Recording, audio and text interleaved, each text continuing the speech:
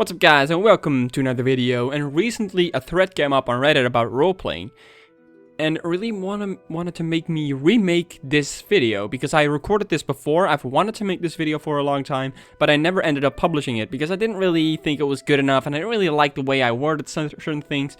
So I kind of let it go. And now I saw this Reddit thread and it really made me want to make this video again. So I'm going to do it differently. I'm going to use some questions from that thread. I'm going to use some answers from that thread. And I'm going to talk about roleplaying. Because some people don't know what it is. Other people don't see the appeal. And other people just don't care about it. But I still wanted to make a video about it. Like explaining why we do it and what it is. So with that said, let's just get right into it. What is roleplay and why do we do it? That's the question. Now roleplaying is exactly what it says. It's playing a role in the world. It's basically what actors do, right? You play a role.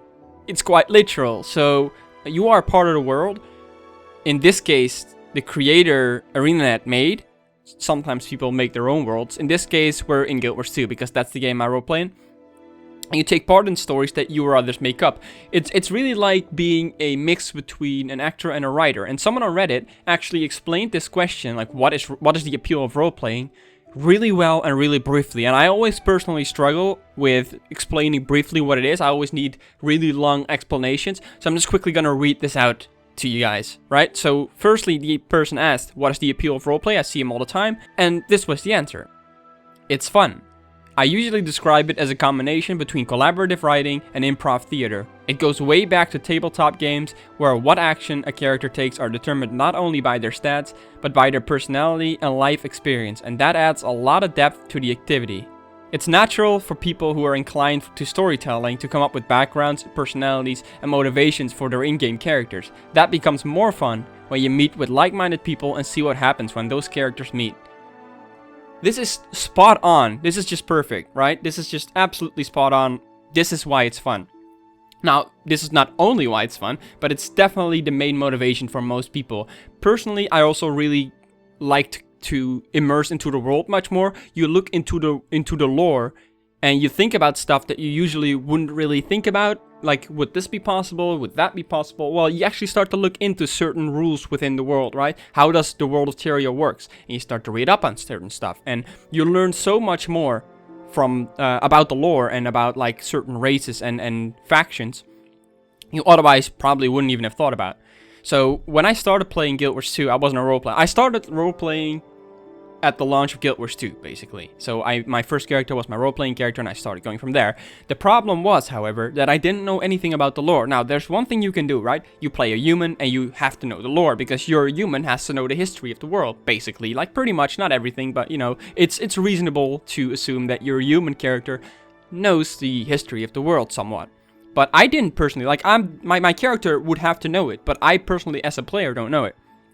So what I did, I instead played the Sylvari, not only because they were my favorite race and I really liked them, but it was also a good opportunity to learn about the lore, because my Sylvari character is new to the world, just like I am as a player. So I used this Sylvari character to learn about the world, and I learned along with my character, right? I made my character ask questions about certain things, and then I, as a player, learned as well. Now, eventually, I kind of like got impatient. I didn't really want to learn through my character all the time, so I started to read up on stuff as well. And eventually, I don't consider to be myself an expert on lore, but you know, it's often that I see other people have it wrong while I know how it's supposed to be. So it's really cool that you get immersed into the world and learn a lot of stuff about the world by just role-playing and taking place in the world. Now, being a role player doesn't mean you pretend always to be that character, right?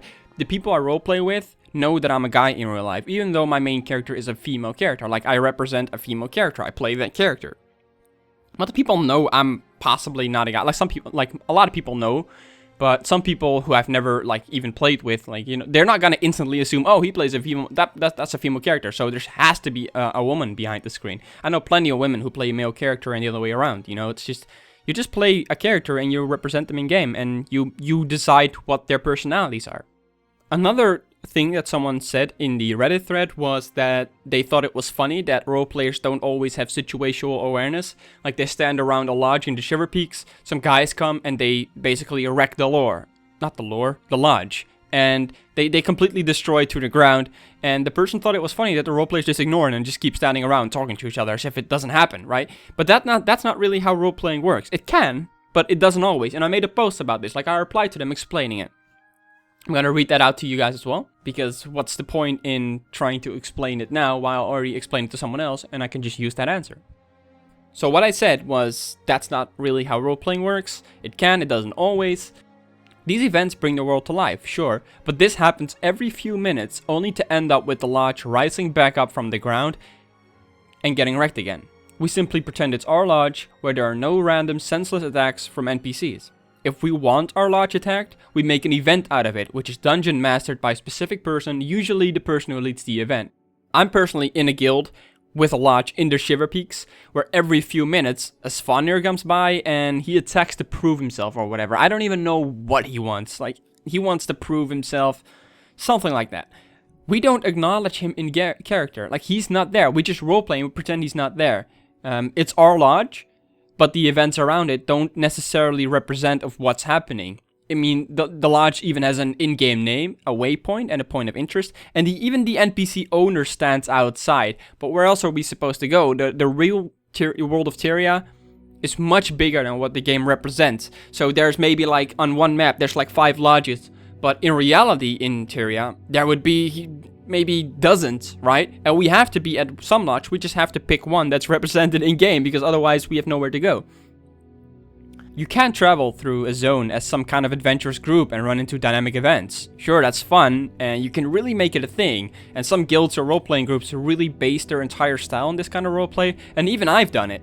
It's just a matter of preference, right? But standing in or around your own home for a couple of hours on end, and seeing the same event repeat itself all the time, every few minutes, that's not going to work. And the person who asked the question described this. Is this a roleplay bubble or something? And it is. It's just we accept all roleplayers into that bubble, but not other NPCs. Like, we decide what NPCs we allow in and which we don't. So there's different styles of roleplay. Like, it's all just a matter of preference, and you know, you just gotta have to look at what you want to do, basically. But that's the basics of it. That's why we do it, and that's why we sometimes don't respond to like other players, because we can see they're not a role player. And oftentimes we see people run past us and they glance at us for a moment and they're like, hey, role playing, and then sometimes they troll and then we ignore them and it's fine. But sometimes they try to participate and they just walk along and they're like, oh yeah, I'm gonna try role playing with these guys. Now, we often acknowledge these people, or we talk within our little group, like, are we acknowledging this person? And then we just, you know, we'll allow them and we'll see what happens. But it's often that these people who have never role played before don't really know the rules of roleplay, right?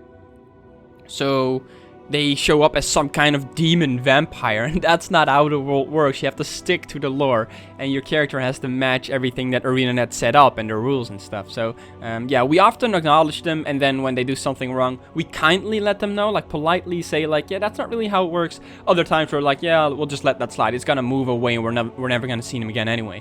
But yeah, sometimes we see people who are really interested in it, and they really get an interest in role-playing and they want to start doing it, and then we're gonna have to help them along the way. Like, yeah, sure, you can start role-playing, but just keep in mind that you have to read up on certain things and etc. Right? So yeah, I think I'm gonna leave it at that. There's a lot more to talk about, but I wanted to keep it kind of brief. We're already almost 10 minutes in, so I'm gonna leave it at that. I was thinking about doing a role-playing guide for people who have never role-played before and kind of got an interest in it. Let me know if you want to see something like that. I'm happy to do that. But for now, I'm going to leave it at just a description and what it is. I'm going to link to the Reddit thread as well, so you can actually like interact with some role players and see what they think. And I hope to see you next time. And make sure to subscribe for more videos and all that. And yeah, have a great day.